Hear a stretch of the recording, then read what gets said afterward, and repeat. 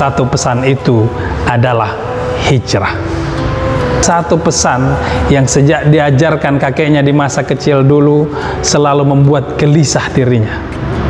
Satu pesan yang selalu menghantuinya, tetapi juga merupakan semangat ruh bagi perjuangan dia, sehingga kemudian kelak dikenal sebagai bapak bangsa, sebagai guru bangsa yang disegani Belanda. Belanda bahkan menggelari dia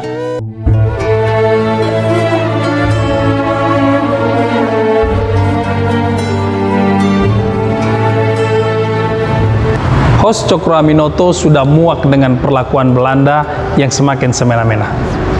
Ia memutuskan melakukan perlawanan. Perlawanan bagi Tuan Cokro bukan sesuatu yang mudah. Ia dipecat dari pekerjaan, padahal itu hanya bisa diperoleh oleh para ningrat. Dan lebih buruk lagi, ia diusir oleh keluarganya karena dianggap pemecatan itu aib bagi para ningrat. Host Cokro Aminoto harus rela meninggalkan istrinya yang sedang mengandung anaknya. Ini tidak membuat Cokro surut, karena bukan hanya persoalan perlawanan pada penindasan, melainkan ada satu pesan yang sejak diajarkan kakeknya di masa kecil dulu selalu membuat gelisah dirinya. Satu pesan yang selalu menghantuinya, tetapi juga merupakan semangat ruh bagi perjuangan dia, sehingga kemudian kelak dikenal sebagai bapak bangsa, sebagai guru bangsa yang disegani Belanda. Belanda bahkan menggelari dia The Onge Kroon van Java, Raja Jawa tanpa mahkota. Satu pesan itu adalah hijrah. Secara historis, hijrah merujuk pada peristiwa pindahnya Rasulullah dari kota Makkah menuju Madinah. Hanya dalam beberapa tahun, Islam sangat berkembang di Madinah, sehingga ia bukan saja kembali untuk membebaskan kota Makkah, ia bahkan menaklukkan seluruh jazirah Arab, dan Islam kemudian tersebar luas ke seluruh dunia. Hijrah adalah sesuatu yang sangat penting bagi umat Islam. Sedemikian pentingnya sehingga dalam penanggalan Islam itu terhitung dimulai sejak adanya peristiwa hijrah. Itu sebabnya disebut sebagai tahun Hijriah.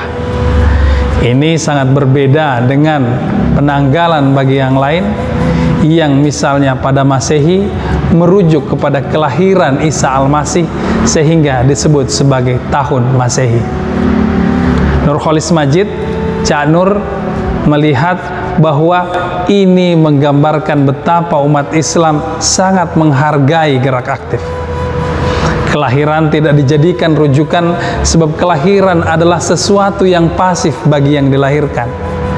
Ia hanya pasrah menerima dilahirkan oleh siapa, di mana, dalam kondisi apa. Sementara hijrah adalah sebuah gerakan yang luar biasa, membutuhkan keberanian untuk keluar mencari sesuatu yang lebih baik. Lalu, apakah setiap perpindahan bisa diartikan sebagai hijrah? Hijrah secara kebahasaan salah satu maknanya adalah meninggalkan. Dalam sebuah hadis misalnya dikatakan, al-muhajiru, orang yang berhijrah, man hajara, adalah orang yang meninggalkan, manahallahu anhu, apa yang Allah larang.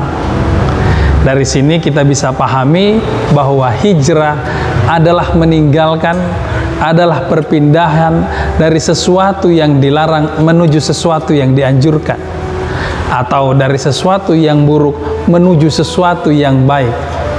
Sehingga jika maknanya tidak seperti itu, atau bahkan bertentangan dengan itu, kita tidak bisa menyebutnya sebagai hijrah. Yang kedua adalah apakah ia mengandaikan satu lokasi tertentu yang dituju.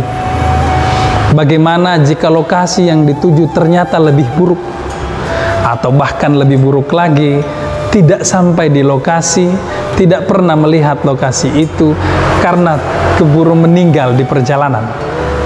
Bukankah hijrahnya sia-sia?